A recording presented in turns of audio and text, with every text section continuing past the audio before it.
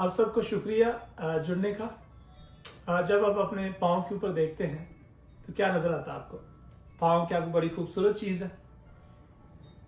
पूरा दिन जो है ना वो ज़मीन के साथ रहते हैं। अगर जो खास करके जो लोग गांव और देहात के अंदर रहते हैं, और मैं गांव और देहात के अंदर बड़ा हुआ हूँ, तो हाँ, मैं जो है ना भेड़ बकरी चराता था, और ये जो मेरा जो है ना वो ख़ानदानी काम था जो मैं करता था, तो उससे मैंने जो है ना बहुत चीज़ें सीखी हैं। और कई चीज़ें मैं सीखता था कि हमारे जो पाँव हैं वो बड़े गंदे, पूरे कपड़े गंदे हो जाते थे, ठीक है ना। तो खुदावंद जो है ना हमें क्या कह रहा है, ज़रा गौर करना इन आयतों के ऊपर। जल्दी मैं अगले शेयर करता हूँ। रोमियो कलीसिया के नाम ख़त, उसका बाब नंबर 10 और उसकी 15, 16 और 17 आयत पढ़ेंगे हम। लिखा है, और जब तक वो भेजे ना जाए मुनादी क्यों करें।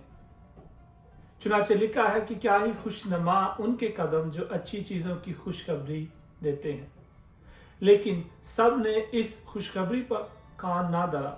चुनाचे यूसाया कहता है कि ए खुदावंद, हमारे पैगाम का किसने यकीन किया है। बस ईमान सुनने से पैदा होता है, और सुनना मसीह के कलाम से।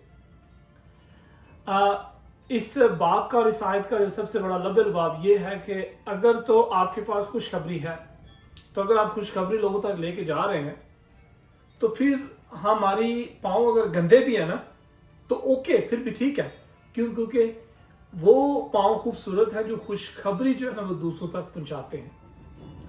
तो यहाँ तक कि जो हम कदीम ज़माने के अंदर देखें कि लोगों के पास सैंडल होते थे और गंदे पाँव होते थे, लेकिन फिर भी उनके पास ये खुशखबरी थी।